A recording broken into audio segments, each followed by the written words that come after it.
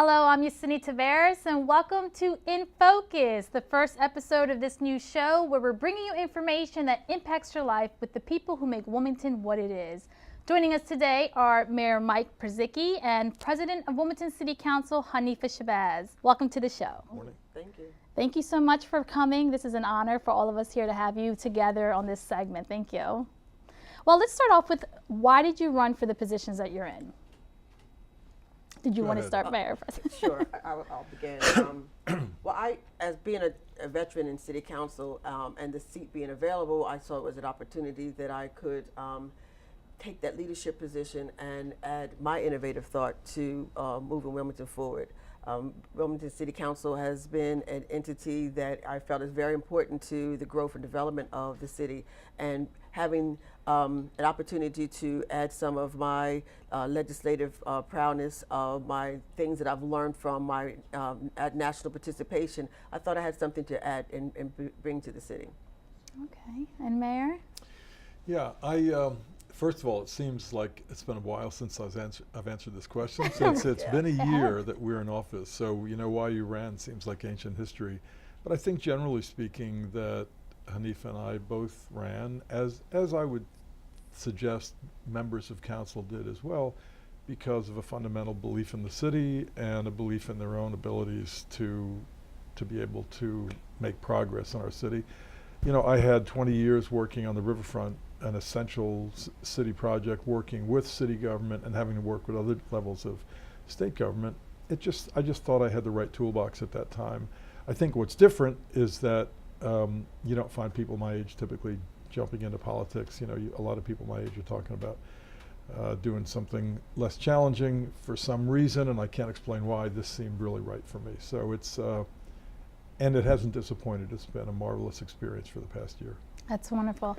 And now that you're in the position that you're in as mayor, what have you learned now that you're here? Yeah, it's funny. Hanifa, you know, it's, well, first of all, I always tell people when I go talk, I said, you know, everybody ought to be mayor for an hour. I mean, everybody should come up to the office, sit there for an hour and get a sense of what comes at you, because you're running a business of 1,150 people. You've got a number of locals that you've got to negotiate with, representing our unions. We've got violence in the street that lands on your desk. We've got the operation of the city. We've got grievances that get filed. It's and then, frankly, the biggest part of this job for all of us in elected office is to go out and interact with the public, because they deserve to know that their elected officials are in touch with them, understand what they're thinking, and give them the courtesy of hearing what they have to say.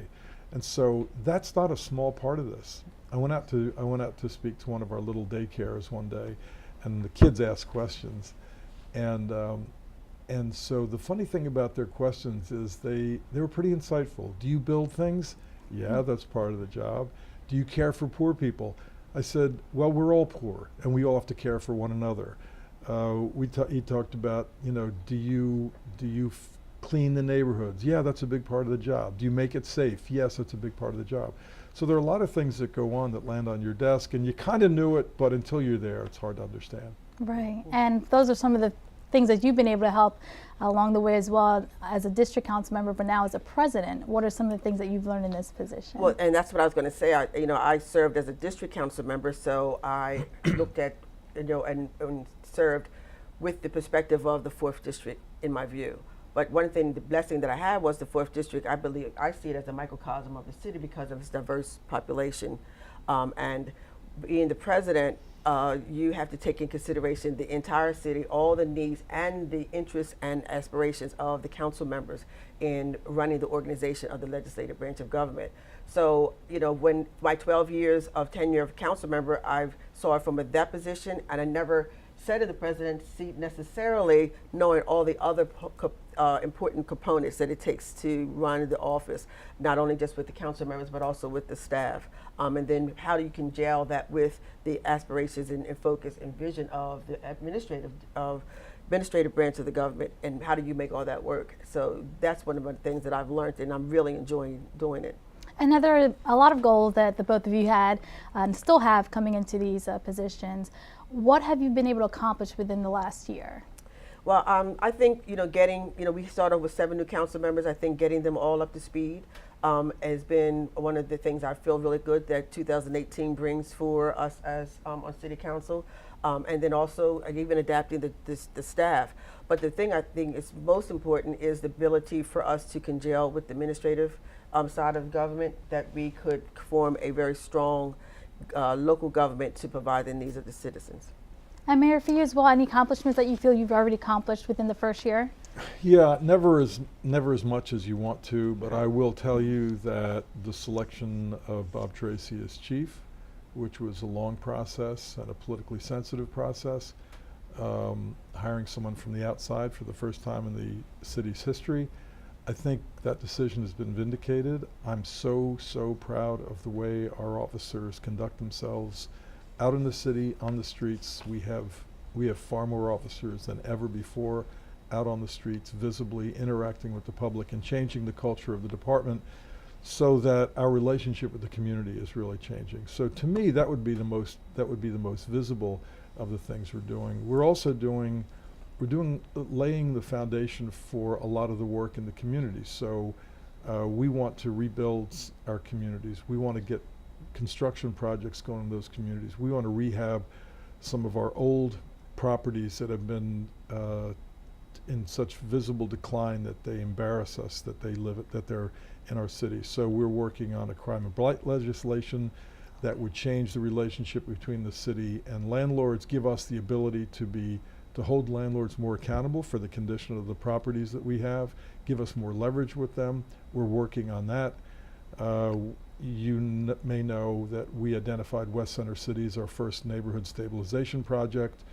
And what it allows us to do is focus on one neighborhood to see if we bring all of our resources to bear, we can really transform the way a community feels. And we feel very good about what's going on over there. Public safety, our public safety strategy has worked very well.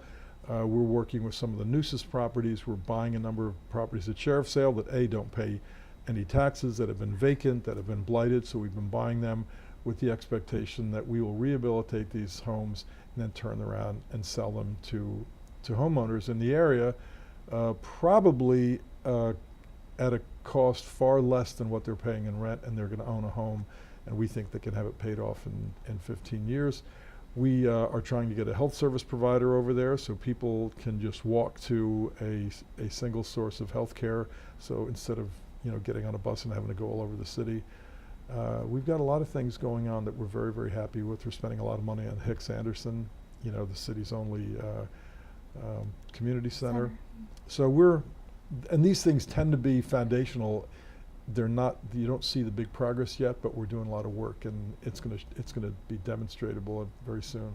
And the exciting thing about that, all the things that you have spoken, Mayor, is that they fit right in line with the strategic plan that we did through council. That's one thing we did that I'm also proud of. We did a strategic plan of how do we accomplish what all of the different council members wanted to achieve in the various districts in the time that we have in the 4 years. Strategy is important.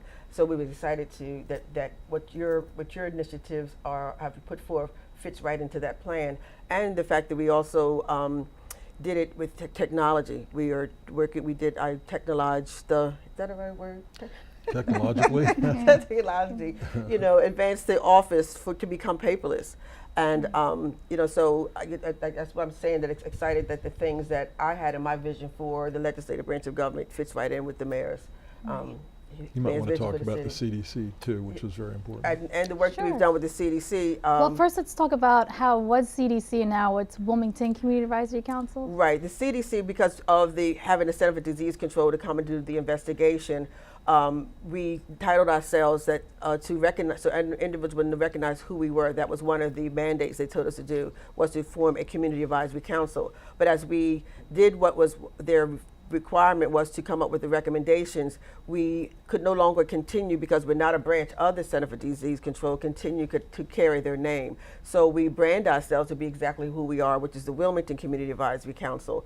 And the work that we've done there has been quite amazing to have taken the recommendations off paper and put them into actual deliverables. the working with the city and the great job that we're working through our Parks and Recreation to provide safe havens for our young people to have a safe place to go on late evenings and weekends, incorporated with those staffers being trained to be trauma-informed care advised, so they can be able to distinguish between a child being having a traumatic episode and not to think that the child just need to be disciplined.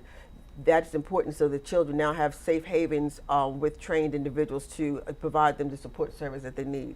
And we are initiating integrated services into our school systems. You just heard that the libraries have social workers that are in this library, so we're putting out the support services in the community so that to address the needs of our residents with some of the adverse childhood experiences they've had as identified through the CDC. You've touched a lot of topics, not only fixing and restoring the vacant properties, so that's helping to see what Wilmington will look moving forward, and also providing the needed services to those who live here, but how do you actually go about providing those needs for the youth, the young adults? We talked about jobs, the young adults who want more to do in the city after hours, and then you have the senior citizens. How do you, as a mayor and president, sit down and come to the drawing table and figure out how to tackle all of these needs in each of these different groups? I think it takes, I think it takes partnerships, Yeah, exactly right. partnerships. Because, so for example, you know, unlike some cities, we don't have jurisdiction over education. Our schools have all the facilities available that can be held open after hours. So we have to work with our districts, work with the governor, who, by the way, has been extremely supportive of Wilmington. Very, very. I don't think, it's just been remarkable how focused John Carney is on supporting the city. Absolutely. By the way, you know, we have a unique situation. Our governor lives in the city. Our 2 United States senators live in the city. Our county executive lives in the city. It's really pretty important when you're talking about city issues that you're talking about people who have lived here, who live here today and have lived here a long time. And then, of course, Lisa Blunt Rochester lived here her entire life until she just moved right across the line outside the city. So, you know, our representatives all understand the city's issues and all are supportive. So, but the point we were making is that we have to work with health and social services, we have to work with corrections, we have to work with the Department of Education. These are all state functions, and we have to coordinate these services. That's the big challenge, and it is not easy because all of these bureaucracies have their own supervision system that we have to work through, and sometimes it's very difficult. They have HIPAA regulations on the disclosure of data that would really help us, so we work through it, but I must tell you, it's been a little frustrating. And a lot of those individuals have representatives at a part of the Wilmington Community Advisory Council, so they're at the table with us and helping us to build and correct some of the needed services and bringing that expertise to the table as we work on the implementation of the recommendations. So, and I also want to say, not only do we have a great collection of the state representatives at the table and collaborating with many efforts that we're doing here in the city, but we have a great source of nonprofits. You know, we did an asset mapping of all the resources that the city offers, the city has among us, and we realized a lot of times we were functioning in silos. I mean, to be a small city, we were functioning in silos, but the collaborative efforts on my behalf, as well as the mayor, of not even just the nonprofits, but our corporations as well have all are stepping up. So we are now bringing all of our socialization organizations, like the Wilmington Rotary Club and others that are saying, what can we do to help? And us having a plan of action with the report from the Wilmington Advisory Council and the vision of the mayor, we are addressing those issues. You talked about unemployment and some of the crises that we're dealing with, the violence. We know that poverty is, you know, a foundation of that, and an equitable education. So I think we're doing quite well in building partnerships and collaborations in addressing, you know, in getting done what we feel is necessary for the city. And we'll touch more about collaboration and how we work together as a team when we return from these short messages. More with Mayor Mike Purzycki and President of Wilmington City Council Hanifa Shabazz when we return.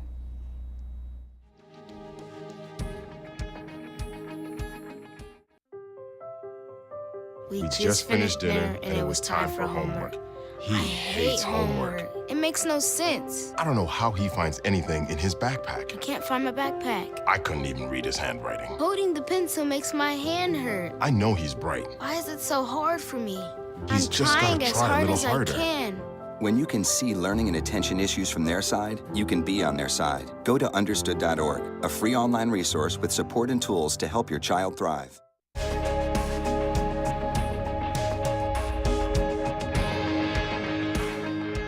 Welcome back to In Focus. I'm Yesenia Taveras with President of Wilmington City Council Hanifa Shabazz and Mayor of the City of Wilmington Mike Purzycki. Welcome back.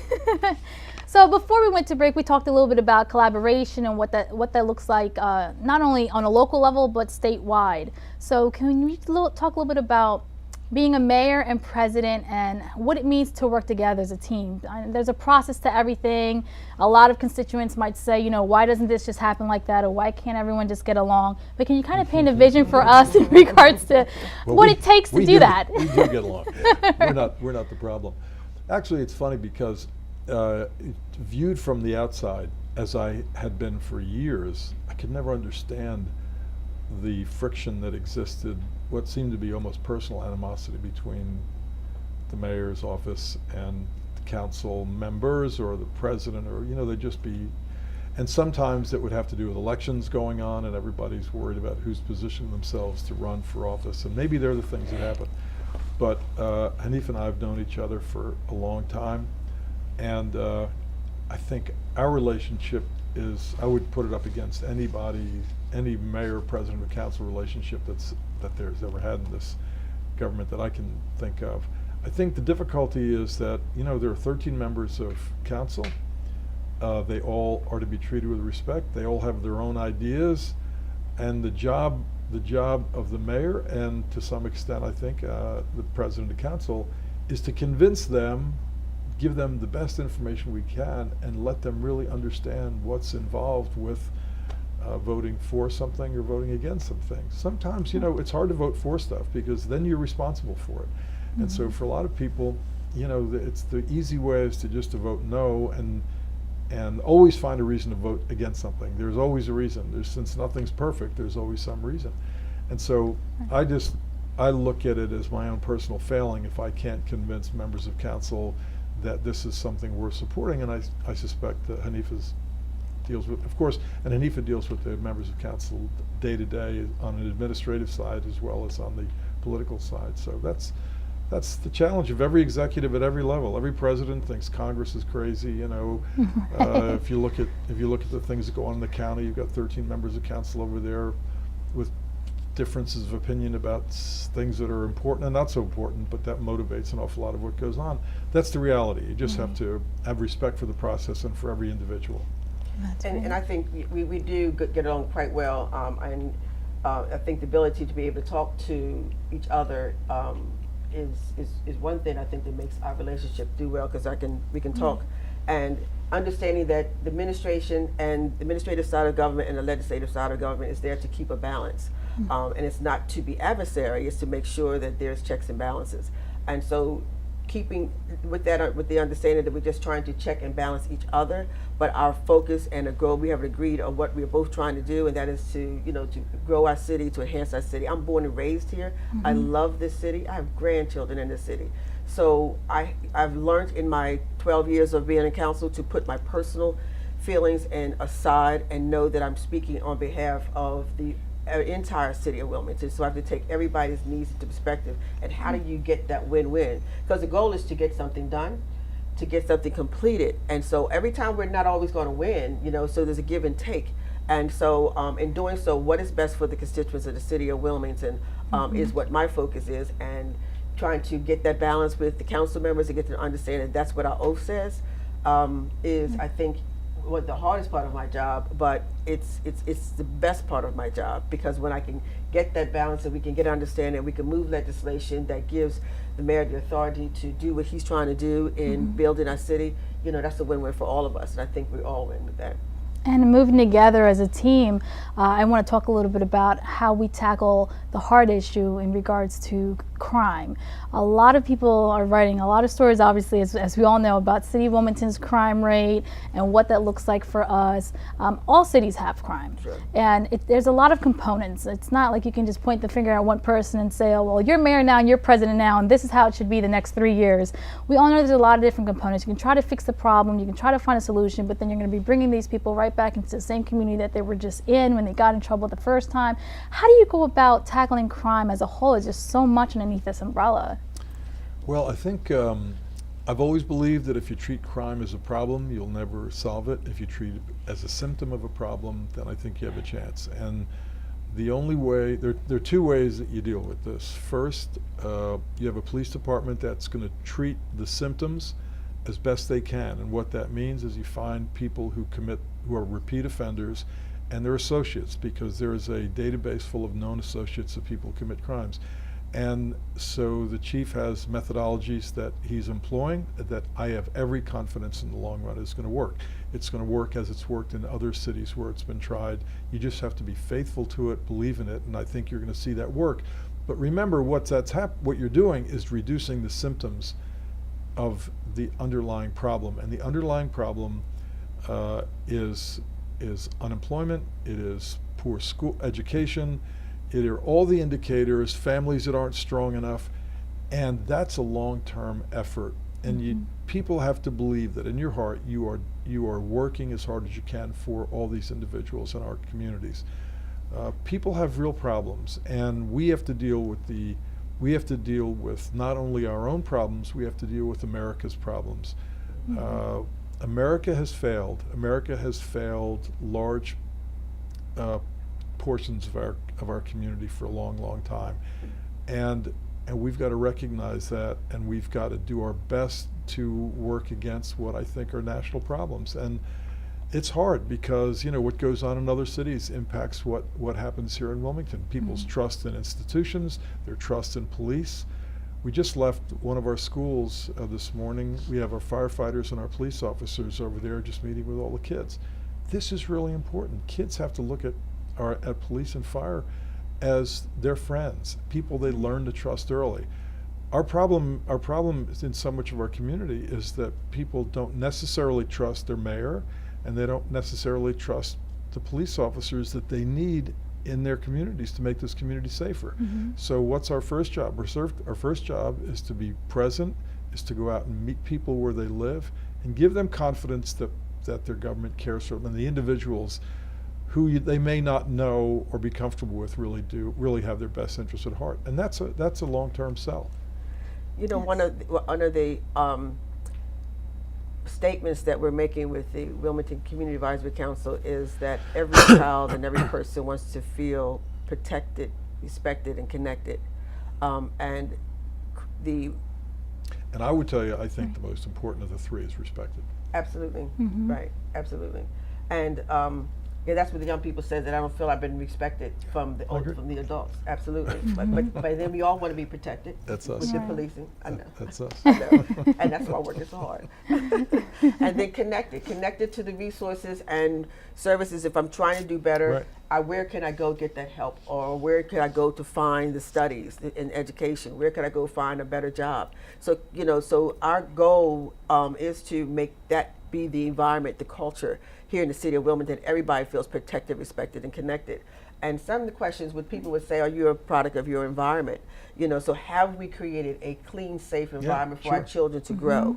We understand what the educational system has done with our, with here in Wilmington, which I think is a major root cause of some of our issues. We were forced to have our children leave the nest with busing before they were able to survive and have knowledge of who they were.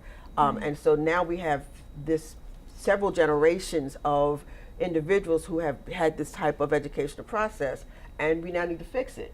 And not to mention the policies that we have within our governments that are adversely, maybe not intentionally, but have resulted in an adverse benefit to our young people and to our adults. So these are things that we are working on. That's why I'm excited to be part of the legislative branch of government, that and working with the state, because these issues serve social services coming from the state, and that the governor has been done a yeoman's job in working in to make some of these changes. But you know, the root cause of something, which we know what we have been able to identify, the root cause of our violence, we are trying to pull that root up and get rid of it, and now to nurture our young people with healthy environment, healthy thoughts, and then bring forth the other young babies through an early childhood education, so they don't go through that same type of system. And then we have to remember we have those who have already gone astray. You know, how do we pull them back in and let them know they still can be positive contributors to society with workforce development initiatives? And there's so much you've done in just your first year here as a mayor and president. I think so. I certainly think so. And you talked about connecting with the community, and you, for the first time, had the community conversations where you went out into the communities and did the engagement. What did you learn from that experience? Oh, it was amazing to hear the people come out, because we took Chief Tracy, you know, and they got a chance to meet him. Some of their concerns, and amazingly, no matter which pocket of the neighborhood we went to, the concerns were still the same. Everyone wants to feel protected, and they want to feel safe. They want to be able to have to feel they can walk down the street, sit on their porch, and not have to dodge a bullet. You know, and hearing all that and what they're willing to do to assist, because we know we can't police our way out of it. What they're willing to do to participate, again, that collaboration from neighbors to working with government, to address some of the things that are necessary, like loaning us their cameras, calling 911, and just leaving the porch light on are helpful. So everyone is willing to do what's necessary to address it. So I think we have a good stock of residents to work along with in implementing our plans. Okay. Well, we're coming to an end here, but before we leave, is there anything that you can let our viewers know that you would hope that they could take away from this episode, or anything that you want to touch on as in regards to moving forward and what they have to look forward to? You know, all I can tell you is I feel very positive about our city. I feel very positive about our direction. We have some almost monumental economic development opportunities that we're working with, that if they work out, will change our city. We want to beautify our city. We want to clean our city. It's going to be much safer. I just feel confident, and I think once that optimism takes root, then it fulfills its own destiny, and you see the city start to grow. So I think people should feel comfortable. They should feel very confident that they've got a government that knows what it's doing and is doing all the right things to make our city better going into the future. And I would encourage our citizens to really educate themselves as to policy, and to get involved. We are as strong as our citizens. We have civic associations, neighborhood planning councils. We're doing a lot of planning and redeveloping. And in order for them to understand what we're doing and get their input of how it fits into their life and what their needs are, we need to hear from them. On Channel 22, you see the dates where we have our civic association meetings, neighborhood planning council meetings, and city council committee meetings. People say I'm coming to council, but I encourage you to come to the committee meetings, because that's when we are talking about the legislation, when we're debating it out, we're writing in what their wants and needs are. To come to those meetings and give us your input, so that we're making laws that fit what you feel is best for your quality, better quality of life. And you are quite sure you have great innovative ideas. We do our best in coming up with ideas, and we have our own vision, but we do need to hear from you, so that when we take what we see as best for the city, we have your thoughts and your needs into consideration.